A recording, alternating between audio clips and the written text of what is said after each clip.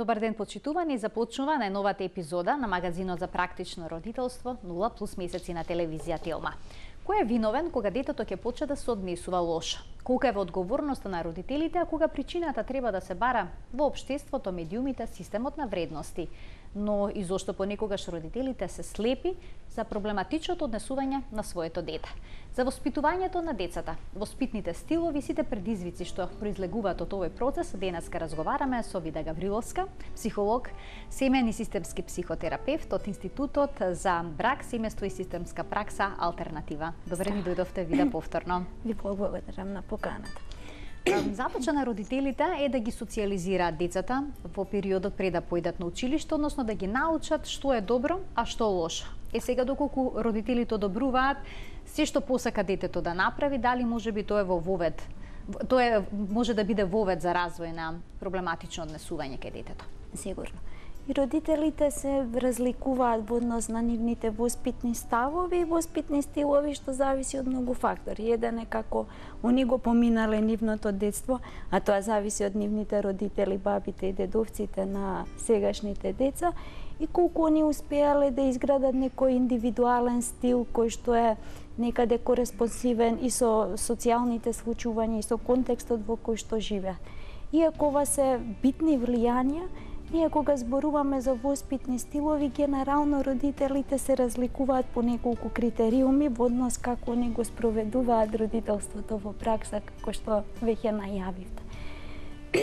И кога зборуваме во тие термини, се разликуваат неколку типа на родители. Првиот тип на родители е каде што емоционалноста е многу висока, грижата за децата е многу висока, за сметка на тоа оние практични работи што дете смее, што не смее, воспитниот процес, давањето на наредби е понисок. Они повеќе се грижат да дете биде среќно, радосно, да игра, да биде весело, и за сметка на тоа некои практични работи кои што понатака и како се важни во животот на детето ги занемаруваат. И ние викаме дека тоа е препопустливо родителство. Предноста е што они имаат убав емоционален однос во овој период со децата, иако и тој понатака може да страда од, и родителот, особено во овој период, е оној кој што е авторитет и оној кој што треба да насочи што е дозволено, што не е дозволено и да ги постави базичните правила во домот. Тоа се едниот тип на родителство, и ваквиот тип на родители повеќе имаат тенденција да ги нормализираат работите, да кажат па дете е нормално да плаче, дете е нормално вака да се однесува, дете е нормално да ги дрпа другарчињата, и можеби некогаш се во право. Една од клучните работи која што ја имаат и професионалците и родителите е да го раздвојат она што е развојно кај децата и она што можеби отстапува од она што е развојно и треба некој посебен третман или ангажман од родителите, или евентуално вклучување на професионално лице или советување. Ова се едните родители. За разлика има другата крајност која што многу помалку води сметка за, да кажеме, емоциите на детето, а многу повеќе да дете биде принципиелно, одговорно, да ги извршува оние барања кои што ги даваат возрастните. И во тој сегмент емоционалноста е пониска, а грижата и перформансите на детето се многу повисоки. И тука веќе зборуваме за авторитативно родителство. Ваквите родители имаат повеќе тенденција да ја занемарат до некаде некои состојби кои што за нив не се видливи. Например, ако е дете осамено или е, да кажеме, повлечено или потешко стапува во интеракција со другите дечиња, да тоа го нормализираат, нели, зборувајќи дека дете е послушно, дека е мирно, дека добро пишува редовно домашна или ги собира редовно играчките или ги зема редовно оброците и не им прави проблеми за сметка на овие работи. Тоа е другата крајност на родителите. И помеѓу овие е она што е идеално родителство, каде што луѓето, тоест родителите, успеваат на еден начин да водат паралелно грижа и за воспитниот процес, и за воспоставување на правила, така, и за емоционалната состојба и своја и на детето, што е поприлично тежок и комплициран процес. И ова се, верувам, сите родители се стремат да ги развијат и двете димензии, поради тоа што и двете димензии се неопходни за децата. И воедно имаме уште една категорија на родители кои што некако работите се измешани и се конфузни, па они час се грижат за емоциите, час се грижат за правилата и они се во поприлично нелагодна ситуација, оти не можат некако крајот да го фатат. Ова е за типот на родителство и многу пати сигурно сме кажале дека дури кој да е стил или да е попуслив стилот или да е оној кој што е поавторитативен стил, е добро да и двајцата родители го имаат. Да бидат усогласени. Да бидат усогласени во однос на родителските ставови, дури ако тоа не е нивно базично чувство, да они успеат, например, во некои односи да пред детето да ги усогласат, да еве да кажеме мама биде одговорна повеќе за како дете ќе се социјализира во однос еве на емоционалните, а тато во однос на некои други работи, меѓутоа да нема двојни пораки, да мама очекува едно, да тато очекува друго, или ако тато каже мора да се дигнат играчките, мама наместо дете ги собере. Оти ние некогаш и кога не зборуваме, многу е помоќно она што го правиме, отколку тоа што ќе го кажеме. И децата во таквите ситуации добиваат двојни пораки кои што се косат една со друга. Така. Па и знаат да искористат таа ситуација. Сигурно, тоа им е работа. Така. Тоа им е работа. Кога децата одат во градинка, сега може да се случи детето да удри некое другарче, воспитувачката да ги замоли родителите да обратат внимание на однесувањето на своето дете. И многу често повеќето родители со цело срце застануваат во одбрана на своето дете, сметајќи дека тоа не може да започне тепачки или конфликтна ситуација. Дали причината за тоа лежи во тоа што понекогаш родителите не се свесни дека нивното дете се однесува различно во различни ситуации, на еден начин во домот, кога се тие присутни, на друг начин во градинка, на трет начин кога нема возрастни лица во близина и слично. Така е. Кога деца трнуваат во градинка или во училиште, тоа е една посебна семејна ситуација и родителите во тој период се многу чувствителни на пофалбите или условно доживувањето на критиката на детето, поради тоа што и социјално и родителите лично го доживуваат, ако дете биде добро дека они се добри родители, ако дете направи некој проблем дека тие некаде се виновни или сгрешиле некако. И е многу чувствителен момент, посебно во првите години, кога дете еве трнува во градинка и кога има контакт со други дечиња, со други, па и со институција, со друга средина, освен онаа домашната средина што е. Она што е многу важно, на кој начин ќе им биде соопштено на родителите, за да наставничките, воспитувачките имаат соработката од родителите. Она што обично се случува, да кога воспитачките кажуваат нешто на родителите, кажуваат тоа што не им се допаѓа, тоа што тие го гледаат како потешкотија, меѓутоа многу малку им се кажува на родителите на кој начин тие можат да ги подобрат некои вештини, што повторно родителите ги става во една ситуација дека еве нешто се случува, они немаат идеја што да прават, тие кога би имале идеја, можеби не би дошло до таква ситуација. Тоа е едниот момент, иако воспитачките и сите стручни лица, наставници, навистина многу вложуваат и во образованието и во воспитанието, па дури и во емоционалноста на децата, меѓутоа е многу важно како ќе им биде соопштено на родителите. И секако има деца кои што се однесуваат на еден начин кога се во присуство на родителите или домот, а сосем поразлично во друга средина како што е градинка. Меѓутоа секогаш тие работи се поврзани. Една од поврзаноста е да дете кога е дома, зборувам за овие родители кои што се доста принципиелни, каде што им е битно извршувањето на некои работи, своето незадоволство ти немаат дозвола да го изразат дома, го изразуваат таму каде што ќе најдат прилика да го направат тоа. па да кажеме дури обратно. Обратно, дома да бидат агресивни, а глас да не им се слуша на училиште? Така е. Или во градинка? Така е.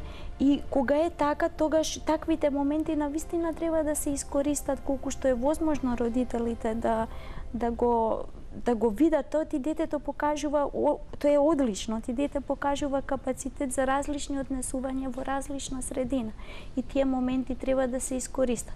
Во согласно со возраста на детето, ако се седне да се поразговара, родителите најдобро го знаат, меѓутоа на начин на кој што прво они ќе се смират и нема да се налутат, а ние кажуваме психолошки да дадат дозвола да дете каже што се случува, и тоа не мора од прв пат да се случи, може од вториот, трет пат, меѓутоа да се обидат да дете на нивен начин им каже што се случува и колку што е возможно да они не бидат неутрални, туку да помогнат на дете да се адаптира полесно. И тој процес е навистина тежок. Може би не идентично, меѓутоа некаде слично кога ние менуваме сосем друг тип на работа и нас ни треба време да се прилагодиме, да нели со нови колеги, со се што треба. Некаде дури може би покомплицирано е за децата, посебно кога прв пат се среќаваат со градинка, со училиште, каде што се бараат некакви задачи. Она што е исто многу важно е колку децата пред да трнат во градинка, тие биле подготвени со различни вештини, за да они можат да се прилагодат. Хипотетички, ако дете било најмногу во круг на возрастни, каде што возрастните не се како децата и дозволуваат многу повеќе работи, не се компетитивни, не играат на исти начин со децата, некаде е очекувано да дете, кога ќе трне во таква ситуација, да не знае како. Особено ако се толерира без разлика мама, тато, баба, дедо, кој да дете кога ќе се налути, фрли играчки или искрши нешто. Една од битните емоционални вештини која што трнува да се гради сега е контролата на емоциите. Ние можеме да бидеме лути, меѓутоа прашање е што ќе направиме со таа лутина. И сега кога сме кај контролата на емоциите, кога детето ќе почне да манифестира проблематично однесување, не сите членови во семејството секогаш се согласни дека тоа е сериозно. Како да се препознае што е сериозно, што е проблематично, што е развојно? Така. И не е секогаш едноставно, дури и за стручните лица, за да видат што е проблематично, што е развојно. Еве дете кога пројавува тантруми, некаде очекувано во еден развоен период да дете ги пројавува тие тантруми. Меѓутоа, само да појасниме што се тантруми. Тоа се изливи на безна негодување, на плачење, на викање, кога не се во можност да им се исполнат нивните желби одма и сега. И тоа е процес што се учи. И она што е, како да кажам, една од замките на родителите, кога деца пројавуваат такви работи, родителите не се доволно издржливи.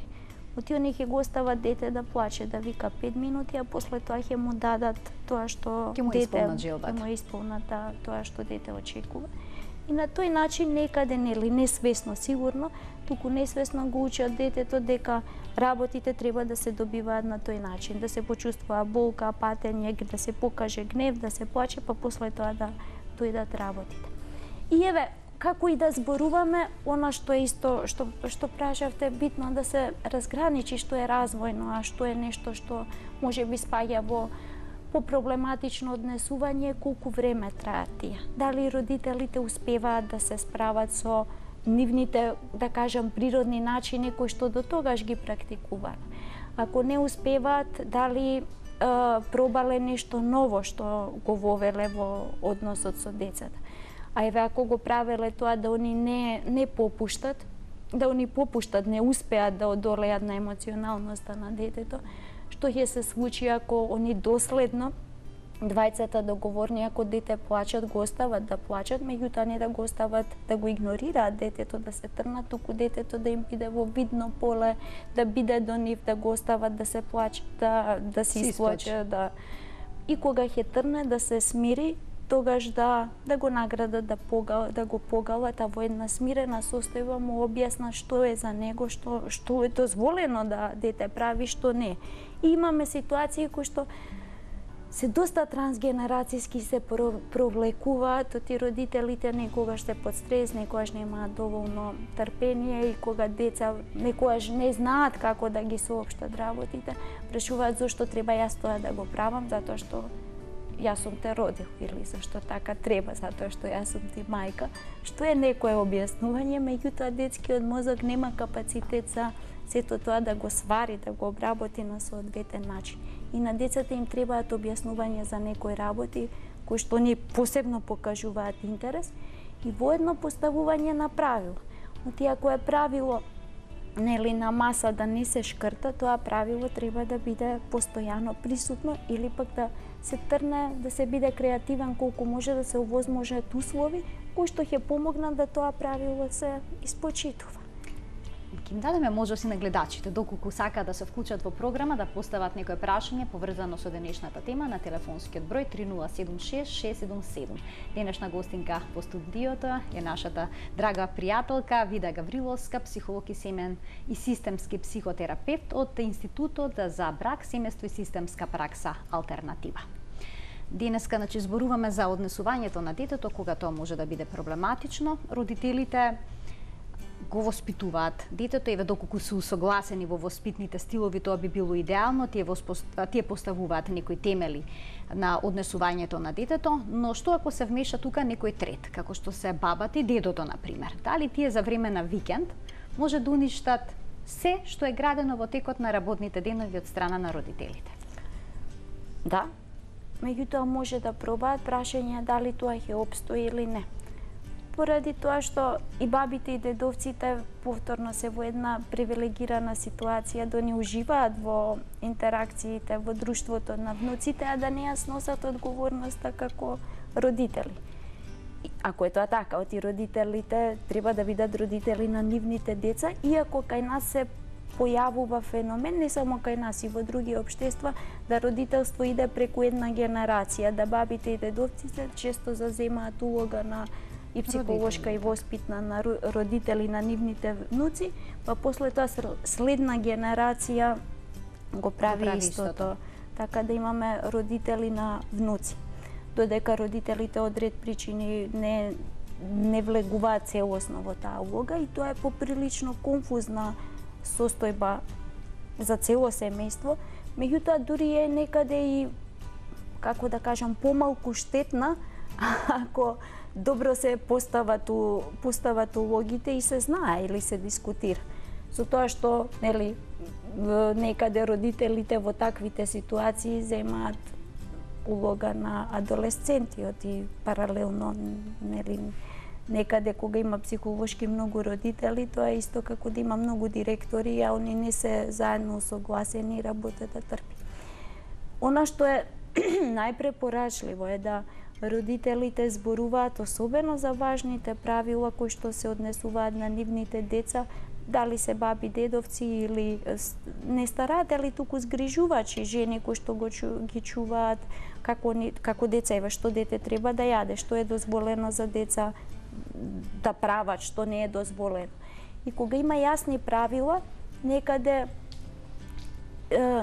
бабите и дедовците успеваат да ги или се трудат да ги испочитуваат тие правила. Посебно ако се истакне дека тоа колку е тоа важно за детето, колку е некои работи се променети, меѓутоа често бабите и дедовците знаат да кажат па јас в тебе те изгледа вака, па шо ти фали, еве, жив, здрав, паметен си. И природно е некаде со текот на годините флексибилноста и капацитетот за промена, за менување да се намалува. Ако успеат да се договорат е идеална позиција, меѓутоа некогаш нема да успеат да се договорат и тогаш е клучно да се договори со деца дека некога идат кај баба и кај дедо, дека тие и тие се правилата, а кога се во домот тие и тие се правилата, тоа е помалку поконструктивен начин за да и дете и родители биде јасно што каде може. И деца ќе знаат кај баба и кај дедо може да направат џумбус и да не ги соберат играчките, а кога се во домот или на гости или во продавница, тогаш важат други правила. Така. Меѓутоа воведувањето на доследноста, почитувањето, потсетувањето, Така, тоа е клучно, а не всушност. воведување на строги казни е клучно, она што е помачно. Треба повеќе прво време, трпение, капацитет за родителите да бидат смирени, меѓутоа долготрајно остава трајни ефекти. Имаме двајца гледачи на линија, да ги слушнеме нивните прашања. Добар ден. Добар ден. Повелете, во програма сте. Вака, јас имам син 3 години, моментално е во тој период се што кажа вашата гостинка, Так. се тоа го доживуваме. Сега, моето прашање е вака, сега моментално добива некои како напади на бес, тантруми и не дозволува, например, да го однесеме на шишање, не дозволува, воопшто не можеме да го натераме да влезе во вецето да го избањаме. Така.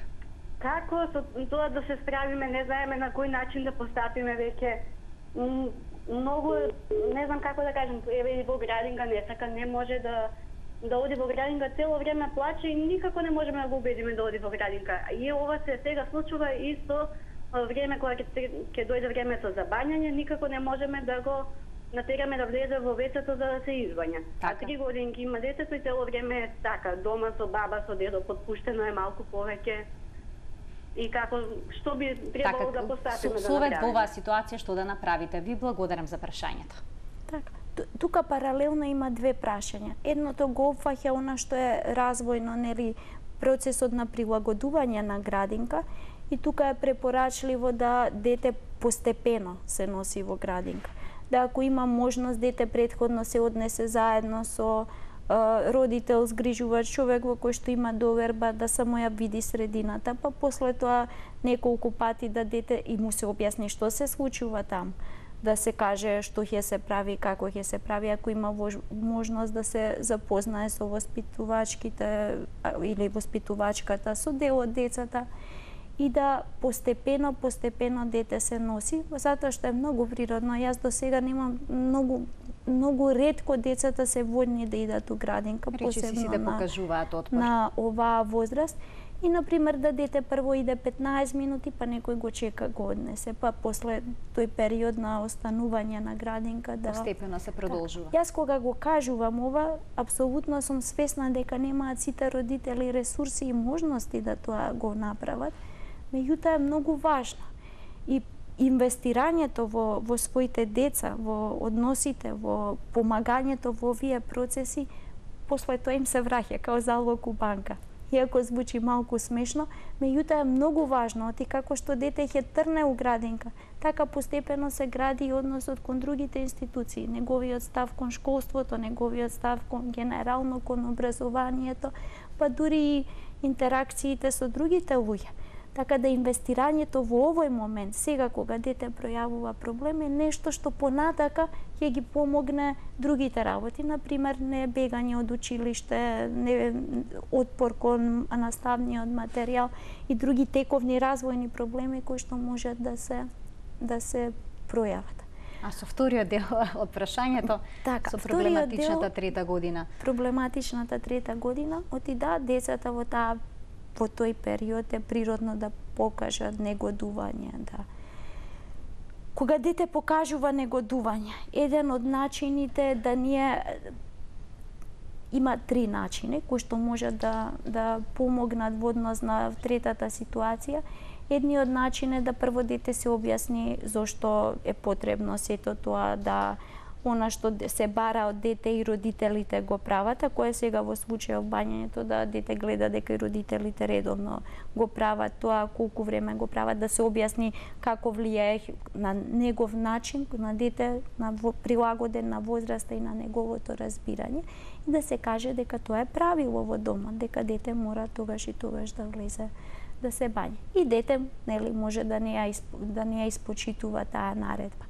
Меѓутоа, кога трна исто како со градинката, така некако треба да тече и овој процес. Да, некаде од прилика 20 на пола сат пред да треба дете да се бања, да се потсети. За пола сат, иако не го знае времето. Додека заврши емисијата, уште малку поиграј, па ќе треба да идеме да се бањаме, па повторно да се потсети.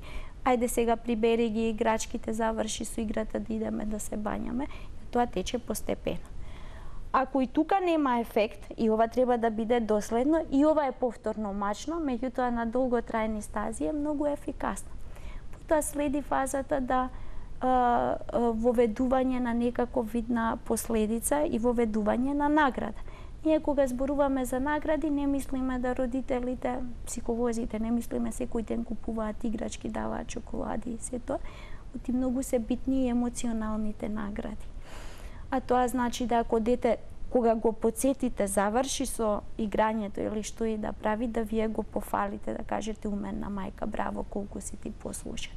Ако дете одбива или тоа и да целиот процес од играње до бањање биде проследен со позитивна емоционална стимулација и со наградување, не купување нели на играчки, туку кажување браво, па колку си ти голем, дечко убав, па нели сите ќе те убаво ќе бидеш, ќе мирисаш, ќе ти биде чисто телото и си тоа.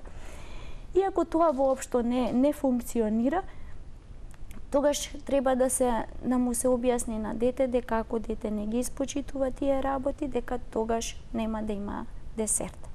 Дека тогаш нема да има можност да игра со тие играчки, меѓутоа да не биде тоа ти веќе никогаш нема да играш со играчки или никогаш нема да имаш десерт ако после тоа е десертот, или нема да идеш на одмор, или мама и тато нема да те сакаат, или ќе те земе старо купуjem, или ова се примери од пракса што се кажуваат на децата, туку да биде брзо врзана со активноста и да се испочитува нормално.